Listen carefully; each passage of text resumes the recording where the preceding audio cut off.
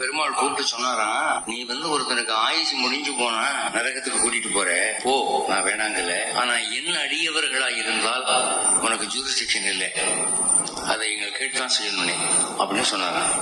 அப்போ உங்க அடியவர்கள் நான் எப்படி கண்டுபிடிக்கிறது அப்படின்னா, நெற்றியில திருமண் போட்டிருப்பான், நாமும் போட்டிருப்பான், அதை பார்த்துக்க அப்படின்னா சரின்ட்டு வந்துட்டான். அப்ப யமனும் யமகிங்கர்களும் ஒருத்தனுடைய உயிர் போக போற நேரத்துல ரெடியா கையில பாச கயிறை வச்சுக்க நிப்பாக்கலாம். ஆனா அந்த ஆத்மா பண்ண புண்ணியத்தினால அவன் தடாபுடம் நோண்டி நோண்டி போய் பாத்ரூம்ல போய் ஹாட் வாட்டர்ல பிடிச்சு விட்டு பூஜை அறையில போய் நாமத்தை போட்டான். உடனே யமன் பார்த்தான், நாமத்தை போட்டான்னா போச்சு, அவன் திரும்பி இருந்தான்.